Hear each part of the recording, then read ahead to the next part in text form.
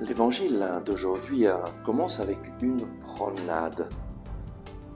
La promenade de trois femmes, trois femmes tristes, trois femmes qui vont vers le tombeau de Jésus pour, euh, pour lui rendre hommage, pour le loindre avec des aromates, des parfums.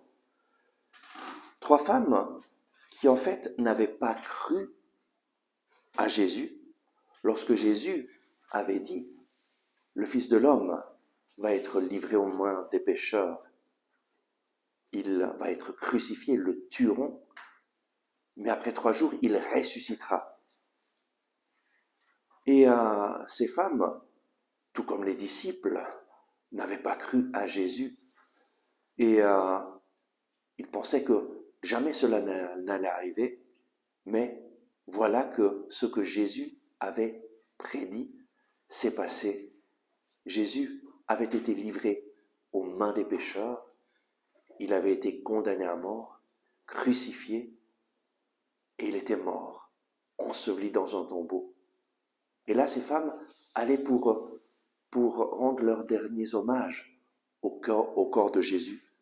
Et voilà qu'arrivée, elles se rendent compte que la pierre a été enlevée du tombeau, et puis, étant entrée dans le tombeau, elle voit un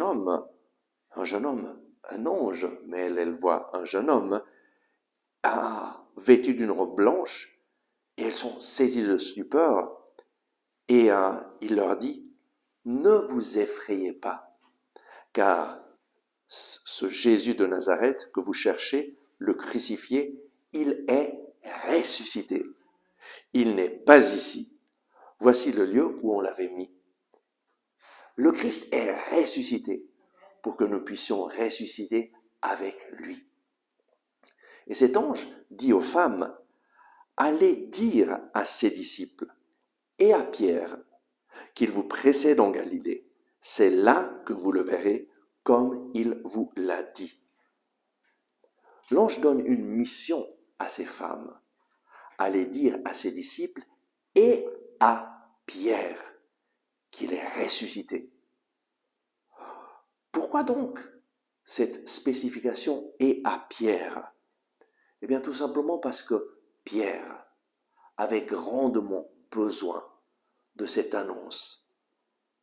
Pierre avait besoin de savoir que Jésus avait maintenu sa promesse. Et oui, Jésus avait préparé ses disciples à sa passion, sa mort et sa résurrection. Et par 3 fois, il avait annoncé sa passion, sa mort et sa résurrection. Et la première fois, Pierre lui avait dit, jamais de la vie ça se passera. Et Pierre l'avait vraiment, d'une certaine façon, engueulé pour lui dire, non, ça, il ne faut pas que tu le dises, plus que tu le dises. Et Jésus lui avait dit, passe derrière moi, Satan. Et Pierre avait été vraiment surpris, ne savait pas qu'est-ce qui se passait vraiment. Et puis la deuxième fois, quand Jésus l'a annoncé, les disciples n'ont pas tellement compris. Et la troisième fois, eh bien, qu'est-ce qui s'est passé? Juste après que Jésus leur annonce sa passion, sa mort et sa résurrection, Jean et Jacques vont demander à Jésus, fais que après, quand tu viens dans ton règne, nous soyons assis à ta droite et à ta gauche. Pratiquement, ce que Jésus leur avait annoncé, ça ne les intéressait pas beaucoup. Pourquoi? Parce qu'ils avaient tous une vision du règne bien différente de celle que Jésus a établie. Un règne d'amour, de paix, de joie, où tous les hommes peuvent retrouver la communion avec Dieu, retrouver la paix, où tous les hommes peuvent être pardonnés.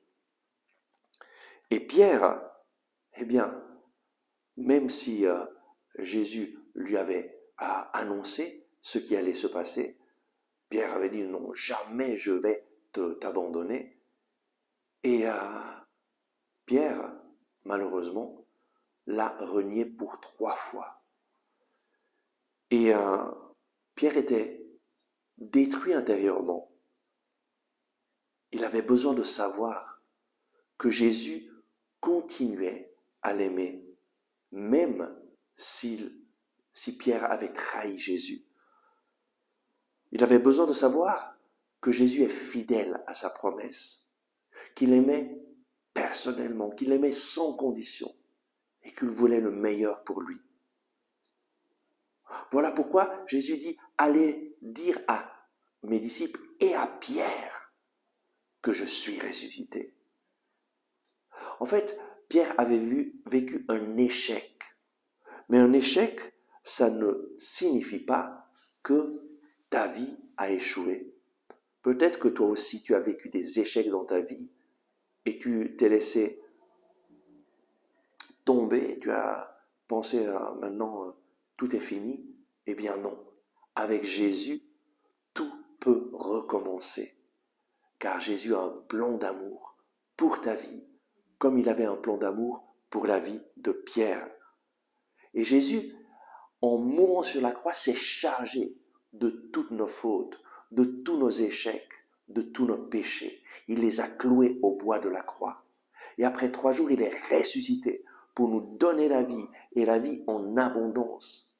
Lorsque tu mets ta confiance en Jésus, tu peux être certain que lui te pardonne, que lui te libère, que lui te donne une nouvelle opportunité. Jésus t'aime encore, même si tu es tombé, il continue de t'aimer. Tu ne peux rien faire pour mériter l'amour de Dieu, mais aussi rien de ce que tu as fait va empêcher Dieu de t'aimer. Il t'aime simplement parce que tu es sa fille bien-aimée, parce que tu es son fils bien-aimé. Et donc, l'ange dit d'annoncer spécifiquement à Pierre que Jésus est ressuscité, parce que Pierre en avait grand besoin. Pierre avait besoin de savoir qu'il avait été pardonné par Jésus. Il avait renié Jésus 3 fois et les femmes viennent lui dire, Jésus est ressuscité, il a réalisé sa promesse. Et alors, Pierre a pu faire l'expérience d'être pardonné de tous ses péchés et pardonné justement de ce péché pour lequel lui n'arrivait pas à se pardonner.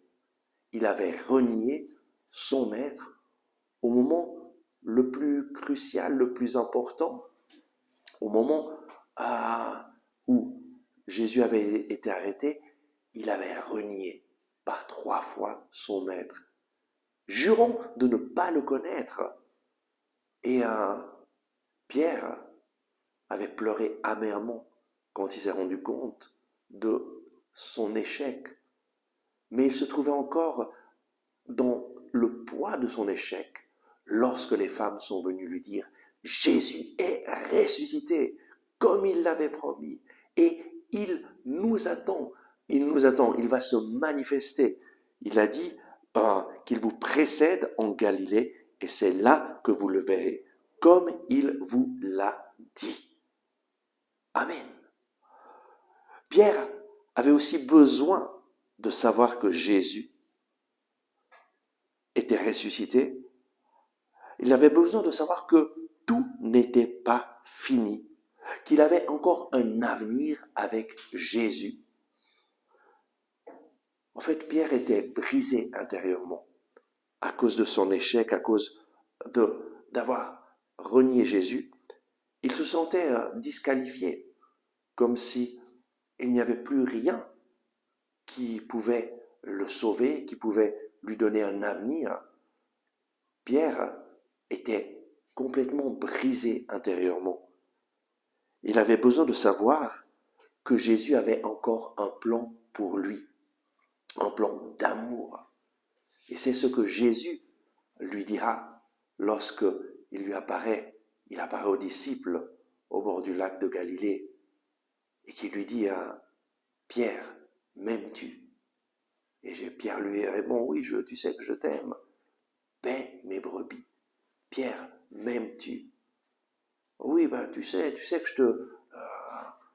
je t'aime.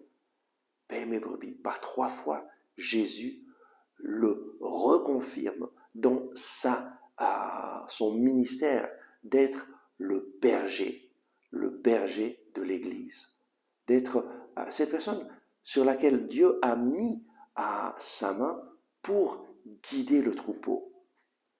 Pierre est reconfirmé par Jésus dans sa mission. Et Pierre, dans sa première lettre au chapitre 1, verset 3, nous dit que, et donc cette lettre, il l'écrit beaucoup de temps après la résurrection de Jésus, après avoir annoncé Jésus dans le monde, après avoir annoncé Jésus à Jérusalem et aussi aux païens à Corneille, eh bien Pierre dit, par la résurrection de Jésus, Dieu nous a fait renaître pour une vivante espérance. C'est la première lettre de Pierre, chapitre 1, verset 3, que je veux lire avec vous. Béni soit le Dieu et Père de notre Seigneur Jésus-Christ. Dans sa grande miséricorde, il nous a engendrés de nouveau par la résurrection de Jésus-Christ d'entre les morts.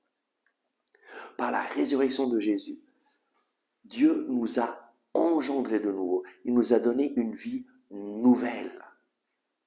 Pierre a fait cette expérience que par la résurrection de Jésus, sa vie a été changée pour une vivante espérance. Et donc, qu'est-ce que signifie pour Pierre la résurrection de Jésus? Qu'est-ce que ça a signifié? Eh bien, tout simplement, ça a signifié qu'il était pardonné, qu'il était sauvé, qu'il avait une vie nouvelle. La résurrection de Jésus, pour Pierre, ça a été le signe qu'il avait encore un futur plein d'espérance et qu'il avait encore une mission. Aujourd'hui, le Seigneur te parle. Comme il a parlé à Pierre et l'a reconfirmé dans sa mission, sa résurrection a un sens pour notre vie. Et donc, demande-toi, quel sens a pour moi la résurrection de Jésus? Quel sens est-ce que cela a vraiment pour toi? Et c'est important de proclamer la résurrection de Jésus et de proclamer ce que cette résurrection signifie pour ta vie et de prier Jésus pour que toute la puissance de la résurrection qui s'est manifestée et qui a changé radicalement la vie de Pierre, qui dit la résurrection de Jésus, par cette résurrection, Dieu nous a fait renaître pour une vivante espérance. Eh bien, aujourd'hui, je t'invite à proclamer ce que la résurrection de Jésus signifie pour toi. Merci d'avoir regardé ce message. J'espère que vous l'avez aimé et je vous invite à le partager à vos amis, à cliquer sur le bouton j'aime et à vous inscrire à notre chaîne YouTube. Ensemble avec ma communauté, nous prions pour vous et pour votre famille. À demain!